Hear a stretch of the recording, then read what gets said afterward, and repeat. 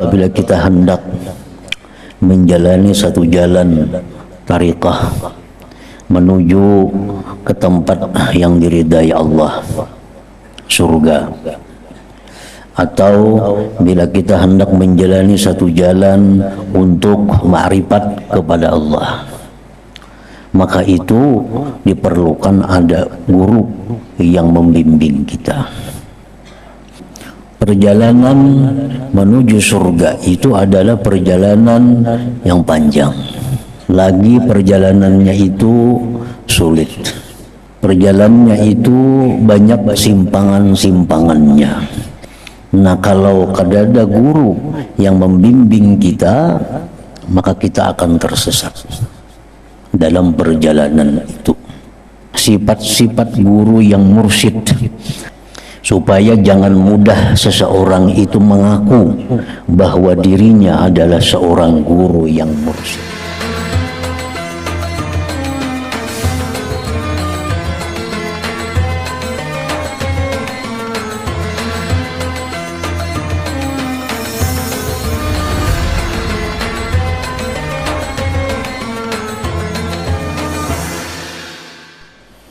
Bismillahirrahmanirrahim.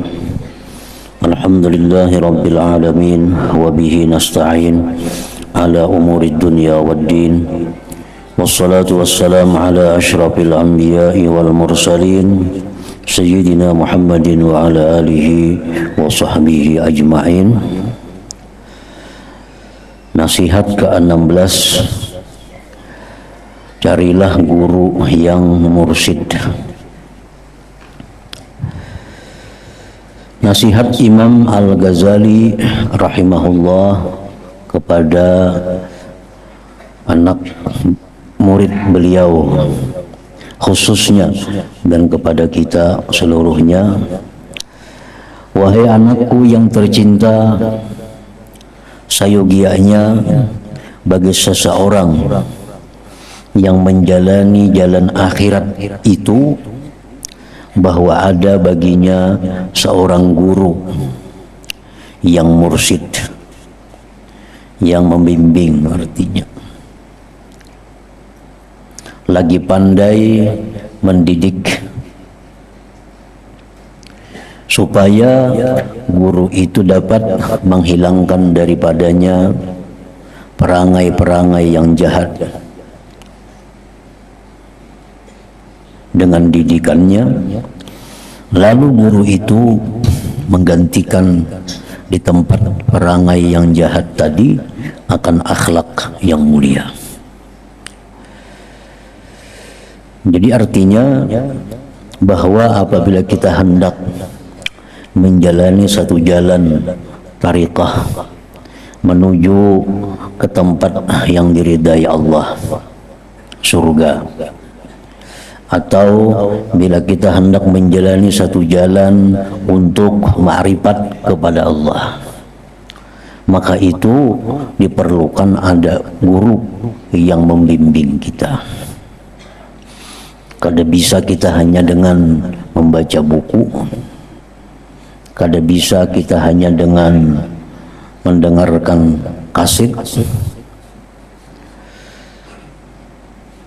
Pasti ada seorang guru yang kita pegang, yang mana guru itu mencukupi syarat-syaratnya untuk menjadi seorang mursyid itu.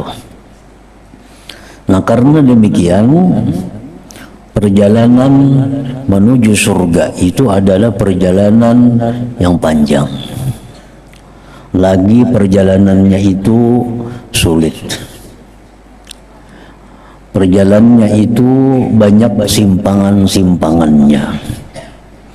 Nah, kalau ada guru yang membimbing kita, maka kita akan tersesat dalam perjalanan itu. Sebab dalam sehari-hari kita pasti menemui berbagai macam perkara yang mana kita kada bisa memutuskan apa hukumnya perkara yang kita hadapi itu. Pertama, dari segi halal haramnya. Nah, kemana kita bertakun? pasti ada guru yang kita tanya, ada masalah ini, apakah halal atau haram, apakah boleh atau dilarang.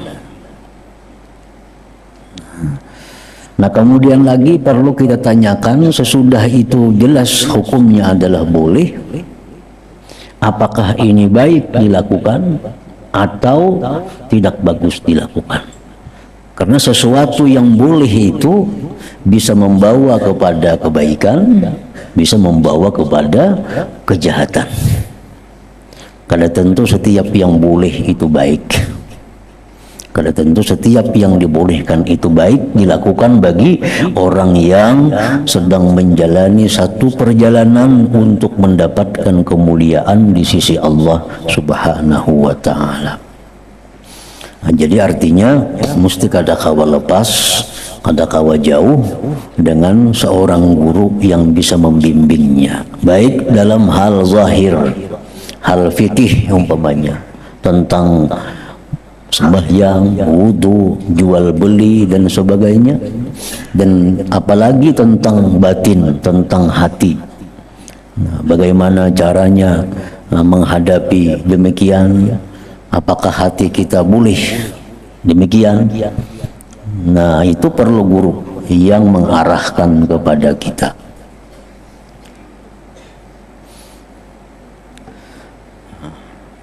Dalam ungkapan para ulama, man la syaikha lahu fasyaitan syaikhuhu.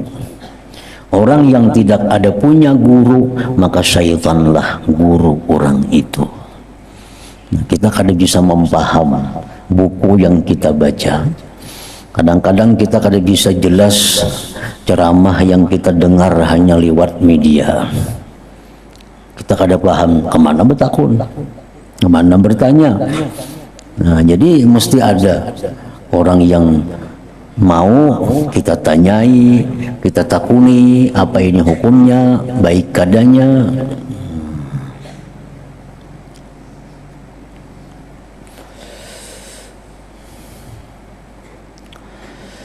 Lalu guru itu menggantikan di tempat perangai yang jahat tadi akan akhlak yang mulia.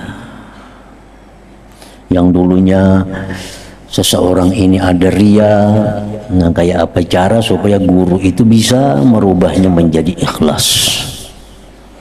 Nah, yang dulunya kita ini dengki, iri, bagaimana caranya supaya kita menjadi orang yang selalu berkehendak baik kepada sesama.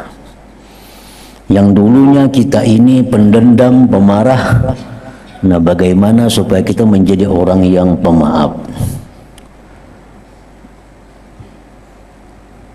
Nah itulah tugasnya seorang guru yang mursyid, yang membimbing tadi.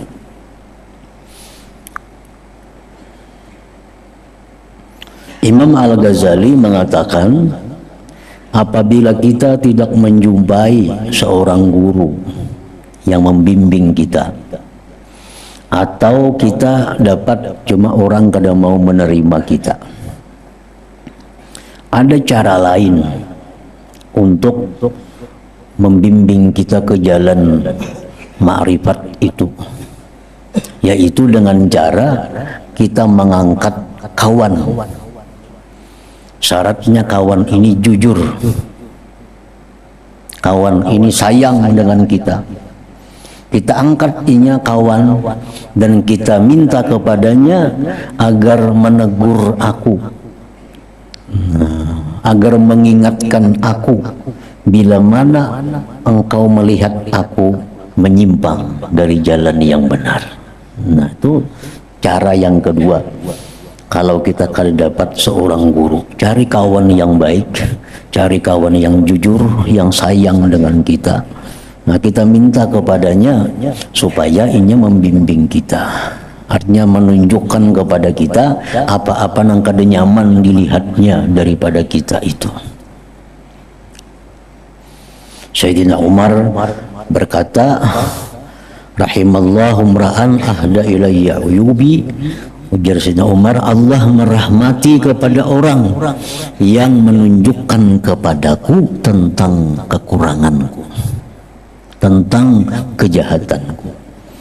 Nah, jadi artinya kita berdoa agar orang itu diberi rahmat oleh Allah bila orang itu mau membimbing kita, meluruskan kita yang salah. Dan dalam proses tarbiyah ini, pendidikan ini, kerja seorang guru tidak ubahnya seperti kerja seorang petani yang senantiasa membuang duri dan mencabut rumput yang tumbuh di celah-celah tanamannya. Sama. Maka dengan itu tanamannya akan hidup segar dan akan menghasilkan hasil yang sempurna. Maka sayugia semestinya bagi murid yang hendak dapat kemuliaan di sisi Allah, yang berjalan ke negeri akhirat itu, ada seorang guru yang mentakdibkannya, mengajarkan adab baginya, mengajarkan adab baginya, dan menunjukkan kepadanya jalan Allah Ta'ala. Nah, perkara yang baik itu kadang-kadang banyak perkara yang baik. Sedangkan kita ambil keseluruhan, kita kadang mampu. Mana yang kita ambil, itu guru yang tahu. Kita kada tahu. Misalnya kita ada berisi duit 50 juta. Nah, 50 juta ini hendak digunakan kepada kebaikan. Banyak.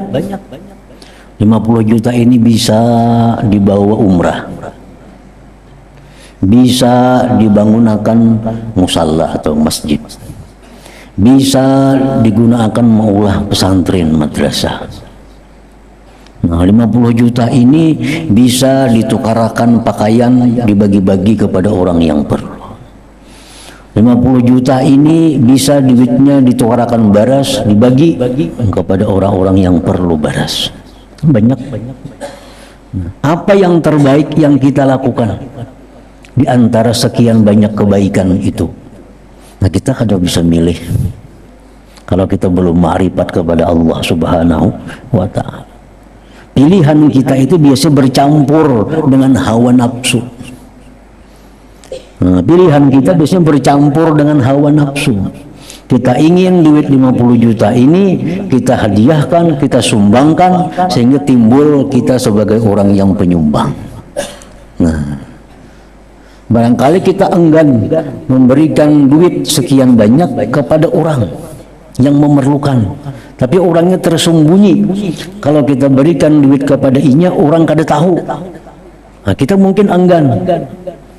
Nah, nafsu kita ini hendak bahwa duit itu kita beriakan, orang sealamanan tahu. Nah, jadi mana sekian banyak penggunaan itu yang mesti kita ambil. Nah, disitulah perlunya peran seorang guru yang mursyid itu, supaya duit 50 juta ini bujur-bujur bermanfaat bagi kita di dunia dan hasilnya ada di akhirat. Minta arahkan, ya, ada duit 50 juta, nah, sudah diniatakan duitnya hendak disosialkan, kabanan yang baik diunjuk. Itu mesti dirunding, jangan berunding lawan bini, luput. Bini kan tahu napa-napa. Jangan berunding lawan kawan yang jahil. Nah, supaya duit 50 juta ini bermanfaat, berkembang, mesti dengan guru yang mursyid. Supaya 50 juta ini jadi 500 juta di dunia dan di akhirat jadi surga. Itu hanya guru mursyid yang tahu kemana mestinya menggunakan duit itu. Amun disedekahkan, kemana menyedekahkannya. Amun dibangunkan ini, bangunan apa yang paling bermanfaat. Nah, jangan sampai kita itu memberikan duit sekian banyak tapi dalam hati ada bercampur dengan hawa nafsu. Hawa nafsu. Namun kita bangunakan itu kelihatan bangunannya. Untuk kalau kelihatan, kayaknya lewat itu bangunanku. Kayaknya sambil lewat itu bangunanku. Nanti kisah ulang ke orang tuh aku yang bangun itu. Nah kada jadi apa-apa, ini hasilnya nih. Duit 50 ini kada jadi apa-apa hasilnya karena selalu diakui. Selalu diakui kelihatan barangnya. Nah coba kalau duit 50 kita habiskan, kada melihat lagi kita. Nah itu lebih baik. Lebih diharapkan pahala di akhirat daripada yang demikian, kecuali kita sudah sampai ke suatu makam ma'rifatullah. Nah sudah bersih hati kita dari hal-hal duniawi, nah sudah tahu segala macamnya. Nah ayo aja kita kada usah lagi minta pendapat kepada guru mursyid tentang penggunaan itu. Sembahyang misalnya, guru yang umpamanya malam ini bangun sudah bila pukul 2 tuh bangun. Nah, apa nang bagus ulun baca, apa nang bagus ulun gawi. Kan banyak nang bagus, baca Quran bagus, tahajud bagus, witir bagus, berselawat bagus, la ilaha illallah banyak nang bagus. Nah, apa nang bagus untuk ulun ini. Nah, itu guru yang mursyid yang menunjukkannya apa yang terbaik amalan bagi dia itu. Ini mungkin orang per orang kada sama. Menurut pengetahuan si guru tentang diri si A, oh jago hitam si A ini kalau jam bangun tuh bagus sudah selawat kita, selawat. Karena mungkin guru ini tahu bahwa orang ini kada tapi punya lawat, suruh guru berselawat. Saya kong datang sama urun jam 2 bangun guru ngapa nang bagus dia malakan. Guru tahu orangnya paling kulir sembahyang. Ya guru jam sembahyang jadi banyak dah. 20 rakaat kah, seqiyamul lail, 30 rakaat kah, 100 rakaat kah. Atau kita ada masih hutang-hutang qadaan, ya bayar qadaan. Nah, itu milah amaliyah yang cocok untuk kita, yang bersih dari hawa nafsu itu hanya guru yang mursyid yang tahu. Kita kada tahu. Karena samuan baca pagilatnya bagus. Lagi baca di buku, baca ini padilatnya ini, baca ini itu, baca ini, kamu bagus. Nah, lalu mana amalan yang pernah cucuk lawan nafsu, ini nang ketujuh dibaca jadinya. Nah, jadi amalan itu kada murni lagi karena Allah, ada dorongan hawa nafsunya.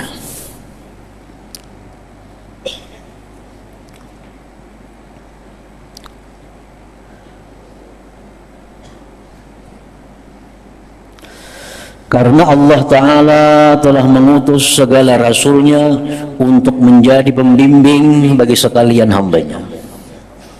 Dan apabila para Rasul ini telah meninggal dunia, sudah pasti Allah Ta'ala akan menjadikan bagi mereka akan khulafa, pengganti-pengganti yang meneruskan tugas mereka untuk memberikan bimbingan ke jalan Allah Subhanahu wa Ta'ala. Nah, jadi sahabat Nabi itu datang kepada Nabi macam-macam, Nabi beri nasihat. Ada yang diberi Nabi nasihat, ikam ini aja Nabi. Ada lagi datang lawan Nabi, mau minta nasihat, ikam aja Nabi ini. Nah, Nabi ini seorang yang membimbing, sidin tahu apa yang diperlukan oleh orang. Jadi kadang memilih seorang amaliyah itu, kebaikan-kebaikan yang banyak itu.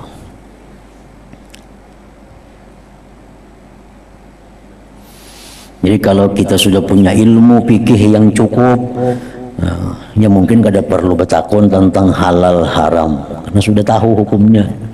Ini halal, ini haram. Ini syubhat, ini bagus. Nah, tapi kalau urusan ini, nah ini hanya seorang yang khusus yang mengetahui apa-apa yang baik kita amalkan, yang bagus kita amalkan.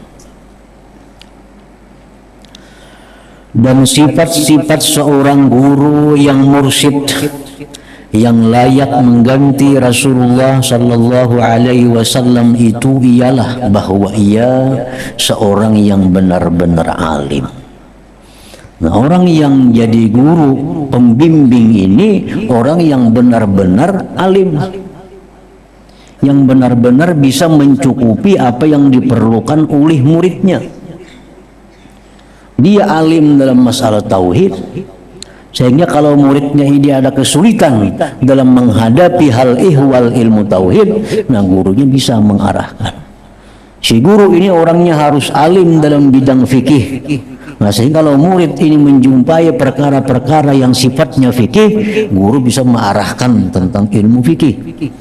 Dan guru ini mesti orangnya menguasai ilmu tasawuf, ilmu suluk.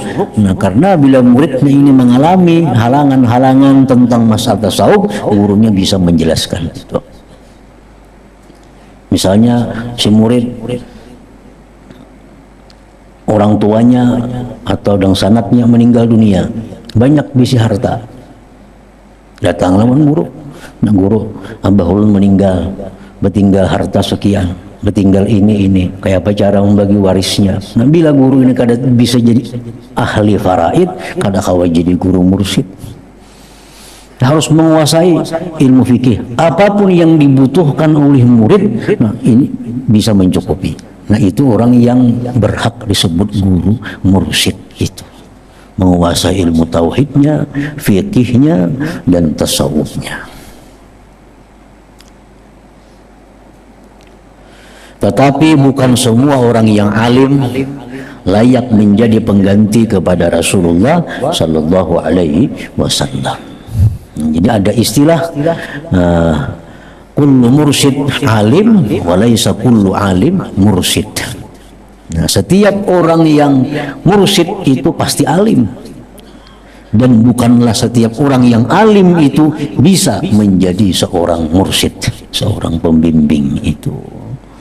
Kayak manusia-manusia yang diberi Allah wahyu terbagi dua. Ada yang hanya untuk dirinya sendiri, nabi. Itu kada diberi Tuhan tugas membimbing manusia. Alim, tapi ini cuma untuk dirinya. Ada manusia khusus yang diberi Allah wahyu untuk dirinya sekaligus untuk umat Rasul. Ada alim juga kedua-duanya. Jadi setiap nabi belum tentu rasul, setiap rasul itu pasti nabi. Pasti nabi. Nah, demikian setiap orang yang alim belum tentu dia mursyid, bisa membimbing. Nah, setiap orang yang bisa membimbing itu pasti alim. Pasti alim.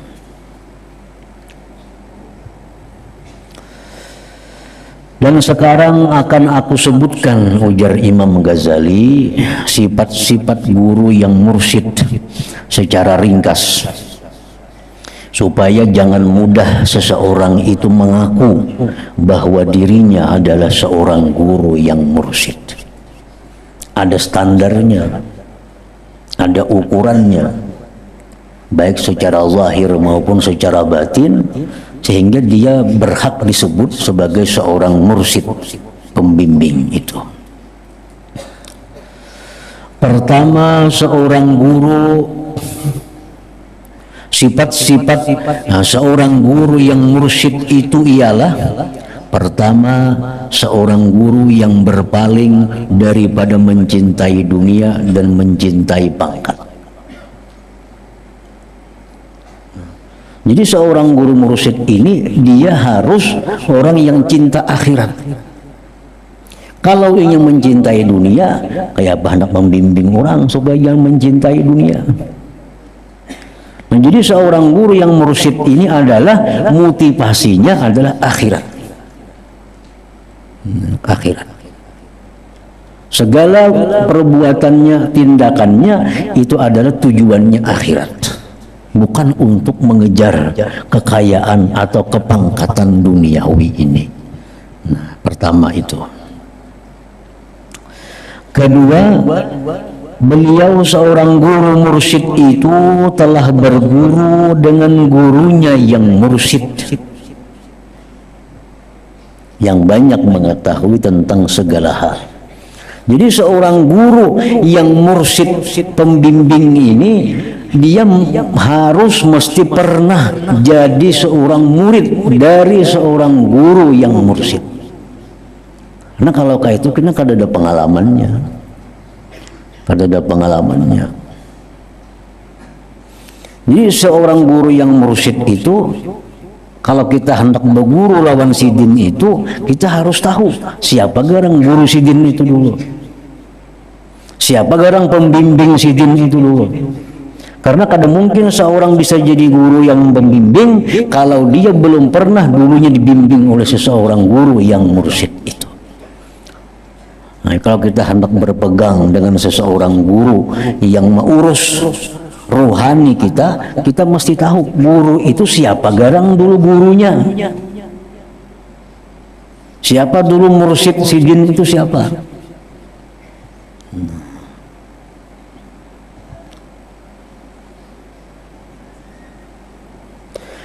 Dan gurunya yang mursyid itu juga telah berguru dengan seorang guru yang mursyid sebelumnya. Seterusnya wujud silsilah guru yang mursyid ini sehingga sampai kepada penghulu kita Rasulullah sallallahu alaihi wasallam. Jadi itu ada silsilahnya, bukan hanya sekedar berguru biasa. Ada turunannya. Jadi mulai sidin dibimbing oleh si Fulan. Tuan guru Fulan ini dulunya dibimbing lagi oleh gurunya. Guru ini dibimbing lagi oleh gurunya. Sampai kepada bimbingan Rasulullah sallallahu alaihi wasallam. Nah, makanya itu ada di dalam istilah orang sufi itu ada lubusul khirqah. Khirqah itu artinya seseorang itu diberikan Nabi semacam kain, baik itu berupa jubah, baik itu berupa surban, sebagai tanda bahwa ini orang pernah dibimbing oleh guru itu. Nabi memberikan khirqah pakaian kepada Sayyidina Ali. Lalu dari sekian banyak murid bimbingan Sayyidina Ali ini, di antaranya ada Hasanul Basri.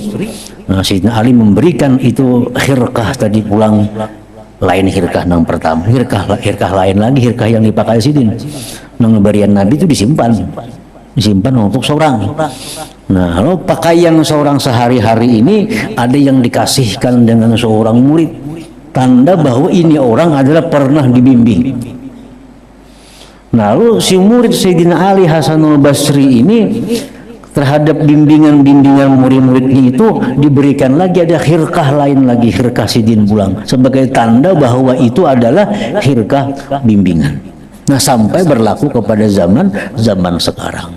Nah, guru-guru yang pembimbing yang mursyid itu pasti ada punya khirqah itu, bahwa dia itu pernah dibimbing oleh guru yang pernah dibimbing juga.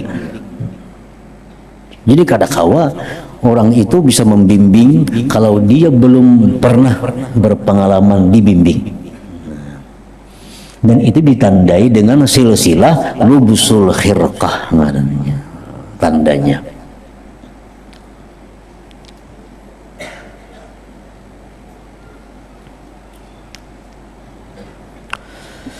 Ketiga, sifat-sifatnya seorang mursyid tadi.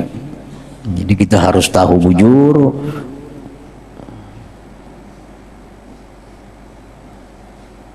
di mana orang itu dibimbing oleh siapa pembimbingnya.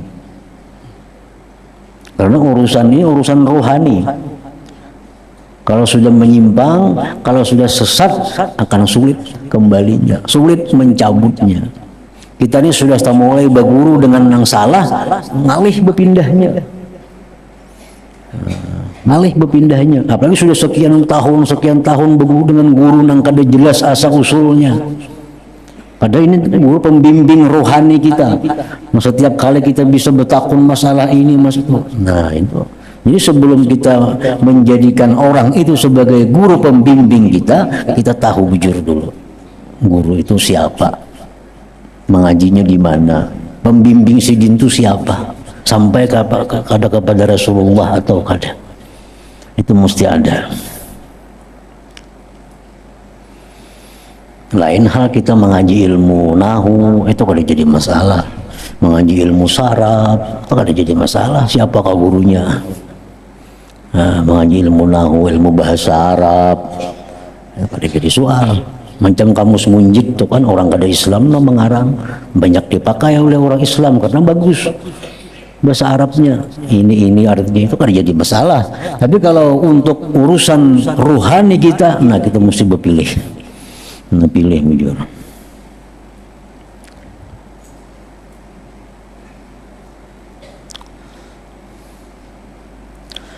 Ketiga, beliau seorang guru yang mursyid, yang pembimbing itu ialah seorang guru yang benar-benar telah berjaya dalam mendidik dirinya dengan menyedikitkan makan, sedikit bercakap-cakap, sedikit tidur, dan banyak bersembahyang, banyak bersedekah, dan juga banyak berpuasa. Artinya ini dalam sejarah, dalam sepengetahuan kita, bahwa guru yang akan kita belajar kepadanya itu, di samping tadi sudah ada dua, nah lagi orangnya itu, gurunya itu makannya sedikit, pandirnya sedikit, guringnya sedikit, sembahyangnya banyak, sedekahnya banyak, ibadahnya banyak. Keempat, beliau dengan sebab berguru dengan gurunya yang mursyid tadi telah mampu menjadikan akhlak yang mulia sebagai cara hidupnya, seperti sabar. Nah, seorang guru yang mursyid itu mesti sabar, mesti sabar, mampu menahan diri. Misal disakiti orang, ya kada membalas. Dihina orang, kada membalas. Itu tanda bahwa dia pernah dibimbing. Pernah dibimbing. Karena waktu dalam bimbingan itu memang dilatih supaya jadi orang sabar. Dilatih oleh gurunya supaya jadi orang sabar. Sembahyang, syukur, tawakal, yakin, qanaah, merasa cukup dengan yang ada, tenang jiwa, penyantun, tawadhu, banyak ilmu, benar, malu, menyempurnakan janji, tenang pendirian, tenang pembawaan, berhati-hati dalam segala urusan, dan sebagainya. Dan apabila ia telah bersifat dengan sifat yang mulia ini, maka sebenarnya ia adalah guru yang mursyid tadi, nur daripada anwar, daripada cahaya-cahaya Nabi Muhammad sallallahu alaihi wasallam yang layak untuk diikuti. Layak diikuti berarti layak diikuti. Tetapi kewujudan guru yang mempunyai sifat-sifat ini sangat jarang sekali. Lebih sukar wujudnya daripada al-kibritul ahmar, belirang yang merah.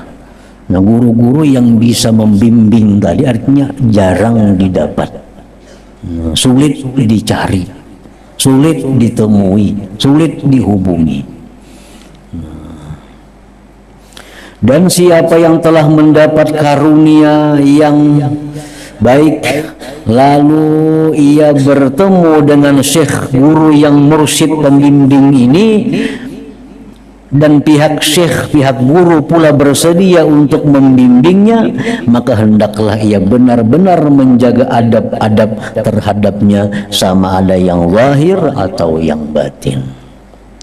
Nah, bila sudah kita bertemu dengan guru yang punya sifat-sifat seperti tadi, nah, lalu Sidin Hakun menerima kita sebagai murid Sidin, nah, maka peganglah itu dan beradablah dengan guru tadi dengan adab baik zahir maupun batin.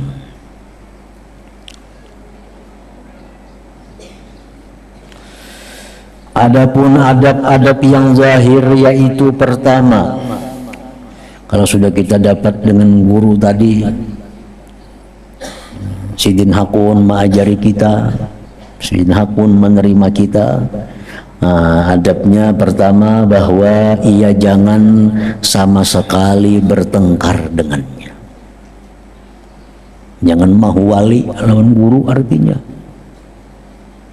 Dan jangan pula suka berhujah melawannya. Pada apa jua masalah, walaupun ia mengetahui salah pada zahir. Jadi kalau sudah bertamu dengan guru seperti itu, jangan sekali-kali kita mengkritik dengan guru itu, walaupun secara zahir pengetahuan kita salah apa yang dilakukan atau dikatakan oleh guru itu. Nah, hanya ada dua cara menghadapi demikian. Kalau kita sudah dapat seorang guru yang bagus tadi, yang sudah bertitel mursyid tadi, kita diterima belajar di situ. Nah, adab kita yang pertama, jangan sampai mengkritik apa yang sidin ucapkan, apa yang sidin lakukan, walaupun menurut kita kada cocok.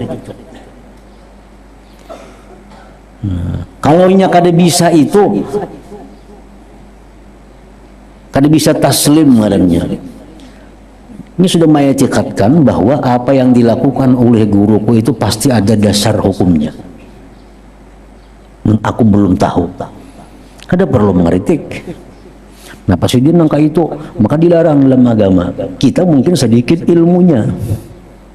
Kada seluas ilmu sidin. Nah, pertama taslim, serahkan. Sidin manggawan itu sidin tahu aja ilmunya. Pasti ada ilmunya. Nah, kalau kada kawa demikian, bertakut. Takunan lawan sidin. Sahabat tuh seringkali bertakun lawan Nabi. Napa pian macam ini, maka pian kada boleh. Nah, takunakan lawan sidin. Pian ada melakukan ini.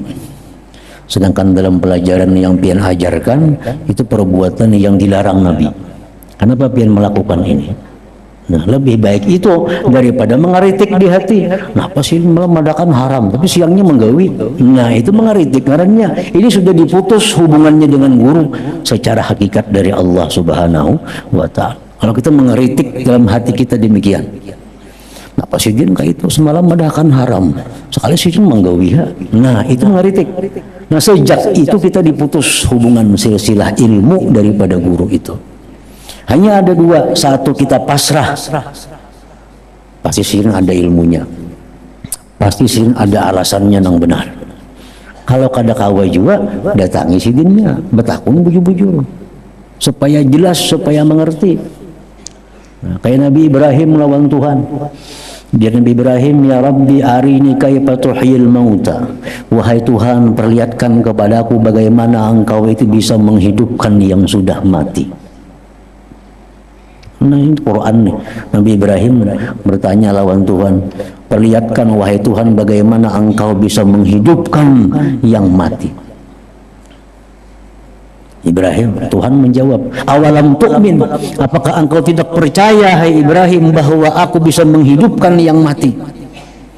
Jadi Ibrahim bukan kada percaya, tapi liyatma'inna qalbi, agar hatiku tentram. Agar hatiku tentram. Bagaimana engkau bisa menghidupkan yang sudah mati itu? Disuruh Tuhan cancang burung, lani-lani mencancang. Akhirnya Tuhan dengan kun, jadilah itu burung kembali burung. Nah, hanya tenang Nabi Ibrahim. Nah, demikian pula seorang murid itu, kalau hatinya kada tentram melihat gurunya berbuat hal-hal yang dilarang menurut pengetahuan si murid, nah takut akan lawan sidin. Kenapa pian manggawi ini?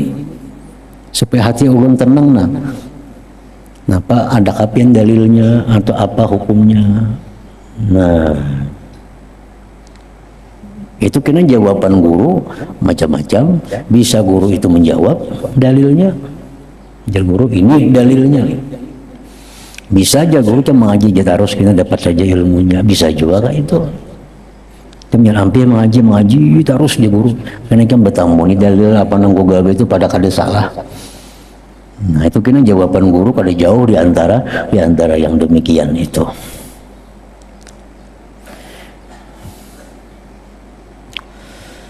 Nah, Nah, kedua, adabnya itu jangan ia bersegera meletakkan kain sajadah di hadapan guru kecuali pada waktu hendak menunaikan sembahyang. Dan apabila ia telah selesai sembahyang, dan hendaklah ia segera mengangkatnya.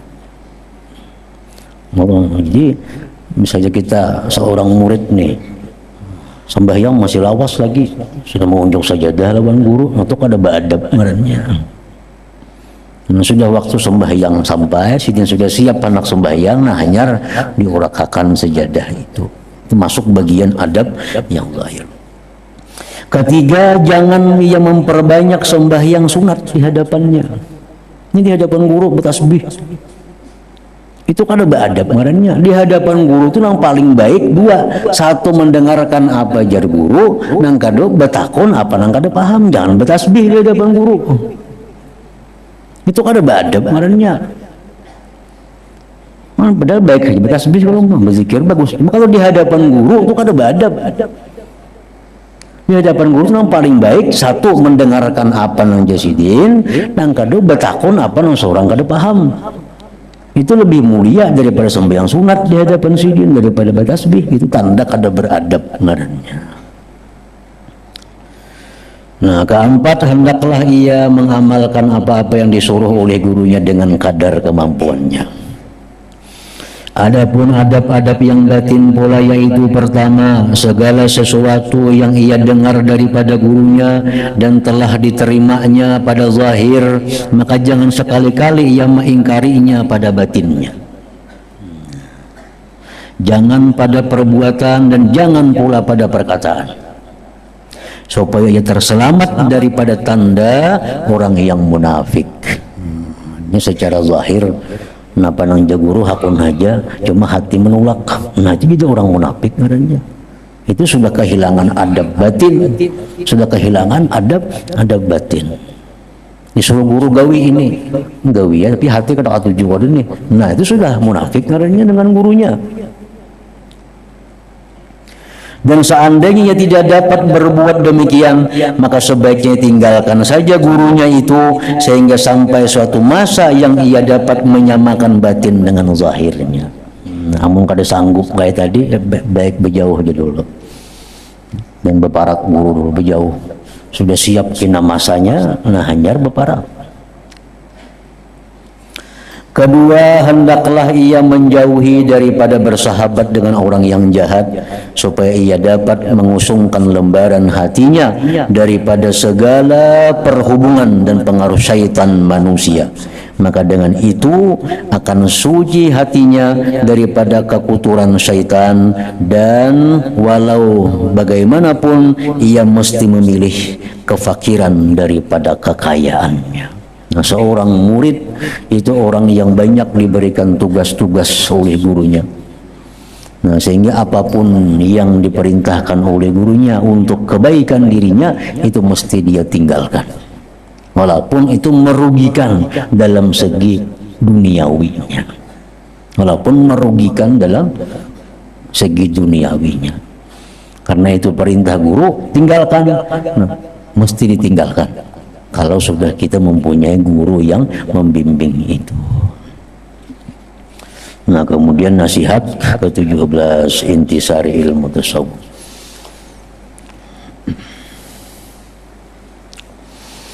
Abdul dzikri fa'alam annahu la ilaha illallah Muhammadur Rasulullah, la ilaha illallah Muhammadur Rasulullah, la ilaha illallah Muhammadur Rasulullah, la ilaha illallah, la ilaha illallah, la ilaha illallah, la ilaha illallah, la ilaha illallah.